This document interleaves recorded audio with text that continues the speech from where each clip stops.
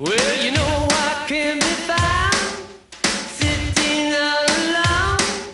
If you can't come around, at least please telephone.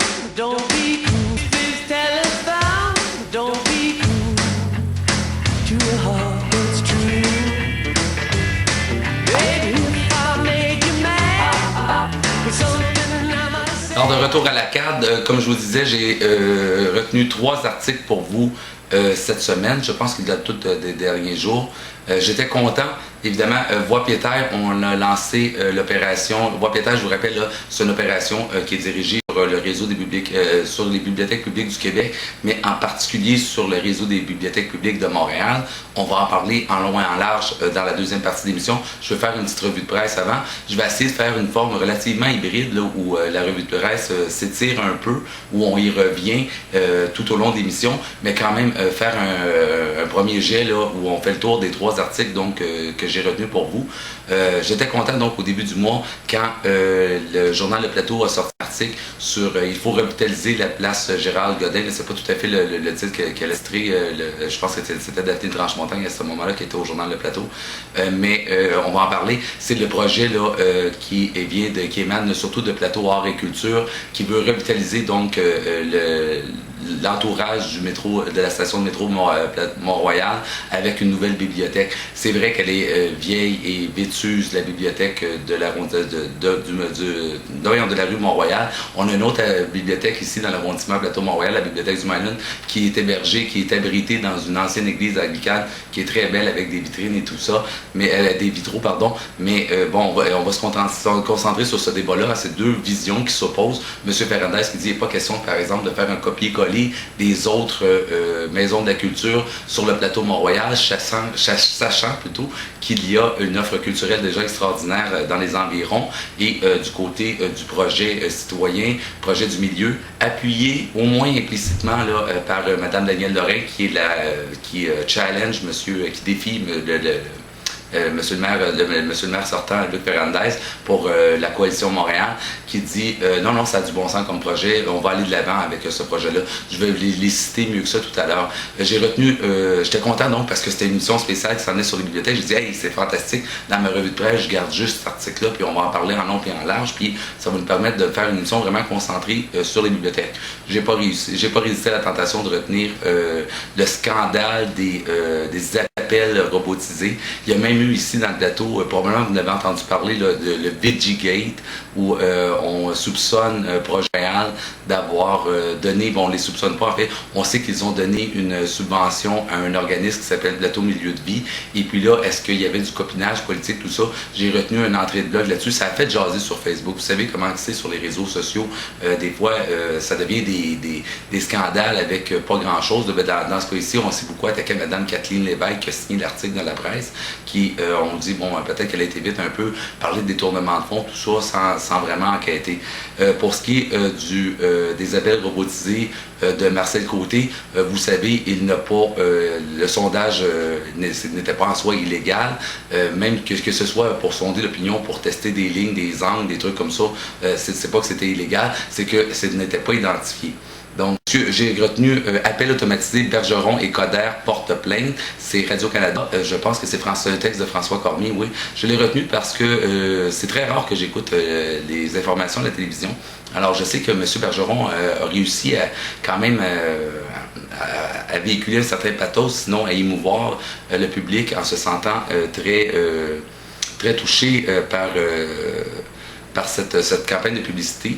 Et puis, j'ai retenu l'article de Radio-Canada parce que moi aussi, j'ai fait le saut en voyant les termes qu'utilisait M. Bergeron. Il ne va pas de moins morte. Il a décidé de frapper sur Marcel Côté et ses acolytes. J'ai souligné en jaune, ces procédés vicieux, mensongers et illégaux sont indignes d'un candidat à la mairie de Montréal. Alors, je pense que le texte date du 8 ou du 10 octobre, là, mais je l'ai gardé. Je pense que c'est relatif, c'est très important ce qui vient de se produire. Je vais me permettre un petit écart, puis je vais aller très rapidement. Sur Barricade Plus, j'ai écrit un texte à la fin du mois de février qui s'appelle « Montréal et son économie du service ». Un truc comme ça, je vais vous montrer le lien à l'écran. Et puis, je cherchais une façon en français de dire, il faudrait bien que le prochain maire de Montréal ou la prochaine mairesse de Montréal joue de la politique dure. Hein? J'avais en tête hardball, qu'elle soit capable, que le politicien qui était pour prendre le siège de maire soit capable de sortir de cette espèce de tractation avec les citoyens où on lance des grands projets qui sont des slogans et des trucs comme ça, mais qu'il n'y a rien vraiment de concret. On dit on va aller chercher plus d'argent, vous connaissez la rhétorique, il faudrait qu'on ait plus d'argent. Ouais, mais l'argent, ça ne pousse pas dans les arbres de toute manière. Et puis, qu'est-ce qu'il va faire le prochain maire ou la prochaine mairesse? Aller cogner au premier ministre et dire je suis bien plus intelligent, je suis bien plus beau, je suis bien plus fort. Vous devez tous bien envoyer à ma fiole. C'est une blague que je fais, vous comprenez? Mais en même temps, dans tout ce climat-là, où il y a la corruption et tout ça, je trouve ça intéressant de savoir que Marcel Côté a choisi de faire, je vais appeler ça de la vieille politique, comparativement à Roger Morin qui dit nous, on fait de la nouvelle politique, on va être super clean, on va être super propre, tout ça. Je vais faire attention, je vais essayer de faire plus attention à mon français. Je reçois les plaintes que vous m'adressez quant à la qualité de mon français. Comme je vous ai déjà expliqué aussi, j'essaie de faire une émission populaire, donc pour moi, je parle le québécois là, avec vous, puis je trouve ça correct aussi de ne pas essayer de faire une émission élitiste.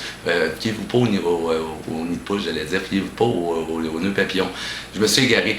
La question que je vous pose, vous êtes maire ou mairesse de Montréal, et puis après 1 an de mandat, 2 ans de mandat, 3 ans de mandat, il y a la mafia qui vient cogner à votre porte, ou même le lendemain. Ils vous disent, écoutez, ça a toujours marché de même, là, je veux bien croire, vous êtes élu, puis vous avez promis d'être propre, tous les candidats promettent d'être propre. Qu'est-ce que vous feriez? Vous appelleriez pas la police, vous auriez peur, sans doute, puis tout ça. Moi, je connais pas ça, le crime organisé, tout ça, mais j'imagine qu'il y a quand même un climat de crainte. Donc, Marcel Côté, en faisant cette erreur-là, devient un peu l'homme qu'on attend. Qu'est-ce que ça veut dire vieille politique? Pardon, j'avais perdu le fil. Qu'est-ce que ça veut dire vieille politique? Ça veut dire, vous savez ce à quoi vous pouvez vous attendre de moi. Hein? Si j'ai un sortir, je vais dire non, il y a erreur sur la personne. Le squelette, c'est quand j'avais 16 ans, là, puis c'est une mauvaise interprétation, de la journaliste là-bas.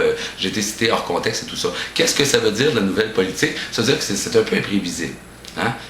On ne sait pas qu'est-ce qui va arriver. Si, je ne vais pas dire son nom, là, mais vous savez des politiciens que je parle, des trois candidats plus de Mme Joly, vous savez bien qu'à 14 ans, 16 ans, 19 ans, puis à 24 ans, ils ont fait des erreurs, puis ils ont des photos avec une bière dans les mains, puis en train de festoyer, il y avait des amis à ce moment-là, puis ils ont pris une photo, puis ils pensaient que c'était une bonne idée. Vous comprenez ce que je veux dire, hein? Si jamais ils n'ont pas vécu ce type d'affaires-là, ben ces gens-là, ils n'ont pas de vécu pantoute. OK? Donc, à quelque part, qu'est-ce qu'on peut s'attendre lorsqu'il va y avoir un premier squelette qui va sortir d'un politicien qui prétend faire de la nouvelle politique? Je trouve que c'est une belle question dans le contexte où on parle beaucoup de corruption, de probité puis tout ça. Lors de la dernière émission, c'est pas la semaine passée, mais l'autre semaine, je vous disais, à un moment donné aussi, il faut se demander si les agents si on veut contrôler les agents corrupteurs, tout ça, quelle sorte de menottes ou quelle sorte de surveillance on exerce sur les décideurs? Est-ce qu'ils sont menottés? Est-ce que ça devient de la papeterie? Je sais pas, moi, pas de la papeterie, mais des tâches administratives infinies pour s'assurer que le contrat qui est octroyé est propre, là. Hein? Bon, je pense que c'est des belles questions à poser. Je sais que je ne critique pas le travail des médias actuellement, mais je pense qu'il y a des angles qu'on peut regarder à côté où c'est pas si clair que ça. Si vous faites venir votre beau-frère à la maison, puis il est plombier, puis vous lui annoncez après à la job que vous n'avez pas le 200$ tout à fait, puis qu'il pourrait peut-être vous faire un deal à 50$, pas de taxes, pas de facture, je ne sais pas si c'est de la corruption. Ça dépend évidemment de votre conception de tous ces mots-là. Dans le cadre de la commission Charbonneau, tout ça, aussitôt qu'on parle d'une petite dérogation, on est rendu dans le terme de la corruption. Tout ça pour vous dire, peut-être que je me suis trompé, moi aussi, dans le titre Montréal et son économie des services, en voulant chercher à dire, j'aimerais ça que le prochain maire ou la prochaine mairesse de Montréal sorte de la prudence, la prudence que de l'administration Tremblay a épuisé ma patience. C'est tout. J'ai manqué un peu de temps sur mon DVD, mais mon disque dur du disque dur de ma caméra, pardon. Ce que je vous disais, donc je vais recommencer ma réflexion à voix haute, là, mais très brièvement. Montréal et son économie des services, je pense que c'est signé du 29 septembre dernier. Ce que j'essayais de dire, donc, c'était que je voulais du prochain maire ou de la prochaine mairesse de Montréal qu'elle soit capable de jouer dur, qu'elle soit capable de nous sortir du mode patience, du mode tractation avec la citoyenneté, le meilleur est à venir, par exemple, où on a plein de projets en cours, c'est fantastique, mais concrètement, qu'est-ce qui a été fait pour que Montréal redevienne une grande ville? J'ai en tête, par exemple, Montréal Métropole culturelle, un chantier de 10 ans, une très, très belle entreprise, des quartiers culturels, tout ça. Pour le moment, moi, je trouve que ça ressemble à un des chars allégoriques. Hein, dans les défilés, tout ça, là, on en parle.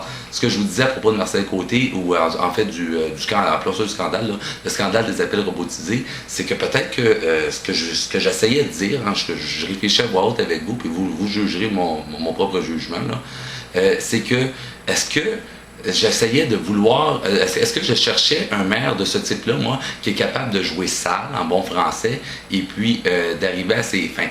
Je vous donne l'exemple, encore une fois, de quelqu'un qui va cogner sur la porte de Madame la Première ministre ou Monsieur le Premier ministre. Il ne va pas lui dire « je suis le plus beau, je suis le plus fin, je suis le plus intelligent », puis les autres, ils étaient tous des nonos, là.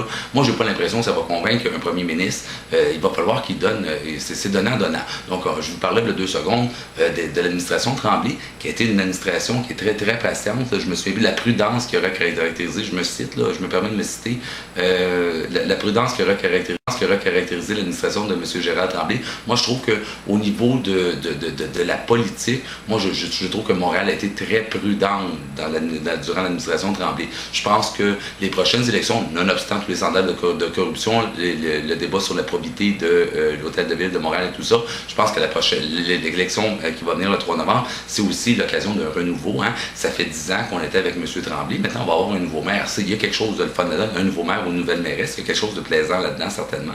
Ça peut donner un nouveau souffle à toute la vie citoyenne. Alors, pourquoi pas s'en réjouir. Hein? Maintenant, je me suis égaré. Je pense que j'ai manqué un petit bout, là, mais c'est pas trop grave. Là. Ça ne doit pas être si grave que ça. Ça ne doit pas être si important que ça. Réorchestrer l'assise géographique de la métropole et des nombreux slogans qu'elle met de l'avant pour se définir. Ville de savoir, métropole culturelle, métropole durable, sous le joug de la prudence, épuise la patience. Donc, l'accumulation de slogans ne fait pas de réalisation concrète. Puis quand je parle de réalisation concrète, là, je ne veux pas dire, là on se donne un échéancier précis, puis durant le premier mandat, il va arriver ça, puis tout ça. Je veux dire qu'on ait l'impression, nous, comme concitoyenneté montréalaise, qu'on est redevenu une grande ville, qu'on est une grande ville, ou qu'on s'est approché d'être une grande ville, du moins du monde francophone. Je pense que c'est possible, en tout cas, pour Montréal, qui a plein d'atouts.